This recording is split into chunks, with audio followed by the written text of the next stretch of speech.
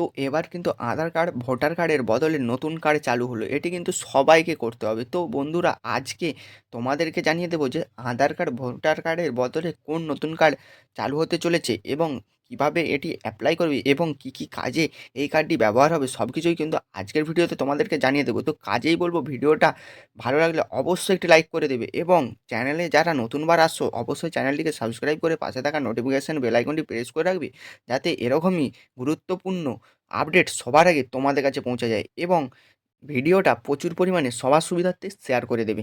তো চলো বেশি কথা না বলে ভিডিওটা শুরু করা যাক। তো দেখতে পাচ্ছ এখানে কি বলা রয়েছে, আধার ভোটার কার্ডের বদলে নতুন কার্ড চালু, এটি সবাইকে করতে হবে। তো চলো কি বলা রয়েছে দেখিয়ে দিচ্ছি। তো দেখতে পাচ্ছ এখানে কি বলা হয়েছে, সিটিজেন কার্ড ইন্ডিয়া 2025। তো ভারতীয় নাগরিকদের প্রমাণপত্র হলো ভোটার কার্ড ও আধার কার্ড, কিন্তু বর্তমানে এমন একটি কার্ড আসতে চলেছে যা এই দুটি কার্ডের একসঙ্গে করবে, অর্থাৎ আধার কার্ডের যেই কাজ এবং ভোটার কার্ডের যেই কাজ, দুটি কার্ডেরই কাজ কিন্তু এই কার্ডটি একসাথে করবে। তো হ্যাঁ, এই কার্ডটির নাম কি, সিটিজেন কার্ড। ঠিক আছে, এটি একটি নতুন পরিচয়পত্র নিয়ে আসতে চলেছে আমাদের কেন্দ্রীয় সরকার নরেন্দ্র মোদী। তো তারপরে কি বলা রয়েছে, ভারতীয় নাগরিকদের জন্য এই কার্ডটি আধার কার্ড ও ভোটার কার্ডের কাজ একসঙ্গে করবে। এই কার্ডটির বিষয়ে বিস্তারিত জানতে প্রতিবেদনটি মন দিয়ে পড়ুন। তো দেখো তোমাদেরকে সব কিছু কিন্তু জানিয়ে দিচ্ছি। তো সিটিজেন কার্ড ইন্ডিয়া 2025। তো কী বলেছে, সিটিজেন কার্ড আসলে কি? তো ভারতীয় সকল বৈধ নাগরিকদেরকে দেওয়া হবে এই সিটিজেন কার্ড, যা আসলে একটি আধুনিক পরিচয়পত্র, অর্থাৎ এটি ভারতের নাগরিকত্বের প্রমাণস্বরূপ। এই কার্ডের একটি পরিচয় নম্বর দেওয়া থাকবে যা আপনার পরিচয় এবং নাগরিকত্বের অবস্থাকে চিহ্নিত করবে।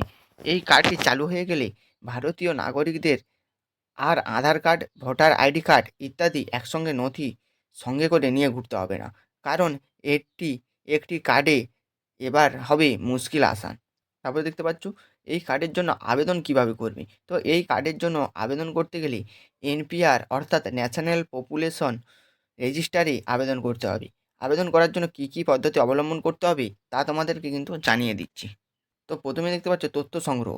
প্রথমে আপনাকে এবং আপনার পরিবারের প্রত্যেকটি মানুষকে এনপিআর ডাটাবেসে গিয়ে ব্যক্তিগত তথ্য দিতে হবে। তারপরে হবে যাচাইকরণ। প্রতিটি বৈধ নাগরিকদের জন্য একটি অনন্য নাগরিক নম্বর থাকবে। তারপরে হবে কার্ড প্রদান। আপনার বৈধতা যাচাই করার পর আপনাকে সিটিজেন কার্ড দেওয়া হবে। তো তারপরে দেখতে পাচ্ছ সিটিজেন কার্ড কেন গুরুত্বপূর্ণ। তো পরিচয়পত্র ও নাগরিকত্বের জন্য একক নথি। এটি একটি কার্ড, সিটিজেন কার্ড দিয়ে ভোটার কার্ড এবং আধার কার্ডের কাজ হয়ে যাবে একসাথে। এটি পরিচয়পত্র হিসেবে কাজে আসবে এবং নাগরিক তথ্য প্রমাণ করবে, তাই একাধিক নথির আর দরকার পড়বে না। সরকারি পরিষেবাগুলি সহজ হবে। একজন ব্যক্তির সমস্ত তথ্য যদি এক জায়গায় থাকে তবে সরকারি পরিষেবাগুলি পেতে বেশি ছুটোছুটি করতে হবে না। অর্থাৎ এই সিটিজেন কার্ডে কিন্তু তোমাদের সব কিছু ডকুমেন্ট থাকবে, যা তোমাদেরকে সব কিছু ডকুমেন্ট সঙ্গে করে নিয়ে যেতে হবে না। এই সিটিজেন কার্ড নাম্বার ধরেই সমস্ত কিছু ডকুমেন্ট তোমার সমস্ত কিন্তু ডকুমেন্ট পেয়ে যাবে। তো প্রশাসনিক প্রক্রিয়া সরল হবে। পৃথক পরিচয় ও নাগরিকত্বের নথির প্রয়োজনীয়তা এক্ষেত্রে কমে আসবে। প্রশাসনিক প্রক্রিয়াগুলি অনেক বেশি সরল হয়ে যাবে। তো তারপর দেখতে পাচ্ছ জাতীয় নিরাপত্তা বৃদ্ধি হবে। নাগরিক তথ্য একটি কার্ডে পাওয়ার ফলে জাতীয় নিরাপত্তাকে আরও বেশি জোরদার করা যাবে। তারপর দেখতে পাচ্ছ অবৈধ বাসিন্দাদের নিশ্চিতকরণ। সিটিজেন কার্ড না থাকলে বোঝা যাবে কারা অবৈধ বাসিন্দা, ফলে এই শনাক্তকরণের ব্যাপারটা অনেক বেশি তাড়াতাড়ি হবে। তো দেখতে পাচ্ছ যেমন এই কার্ডের কিছু সুবিধাও রয়েছে, তেমনি এই কার্ডের কিছু অসুবিধাও রয়েছে। তো অসুবিধাগুলি কী? সামাজিক ও রাজনৈতিক সমস্যা। একদল মানুষ মনে করছেন এই কার্ডের সামাজিক বিভাজন তৈরি হতে পারে এবং একটি নির্দিষ্ট শ্রেণীর মানুষকে অপ্রয়োজনীয় জটিলতার সম্মুখীন হতে হবে। তো নাগরিকত্ব প্রমাণে অসুবিধা। কতকগুলি মানুষকে নাগরিকত্ব প্রমাণ করতে গিয়ে প্রতিকূল পরিস্থিতির মুখোমুখি হতে হবে।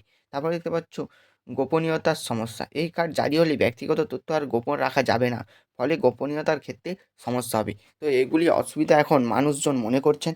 তো তোমাদের এই কার্ড করলে যেমন সুবিধা হবে কিন্তু তেমন কয়েকটা অসুবিধাও হবে। তো এবারে তোমরা ঠিক করে নেবে যে তোমরা এই কার্ড করবে কি করবে না। তো বন্ধুরা এই ছিল আজকের আপডেট। একটু হলেও যদি ভালো লাগে অবশ্যই একটি লাইক করবে, অর্থাৎ লাইক করলে তো ভিডিও বানানোর আগ্রহটা একটু বাড়ে। ঠিক আছে, তো বন্ধুরা ভিডিও শেষের পূর্বে তোমাদেরকে একটি কথাই বলবো, ভালো থেকো, সুস্থ থেকো, সর্বদা ফ্রেন্ডস টেক সাপোর্ট চ্যানেলের সঙ্গে জুড়ে থাকো।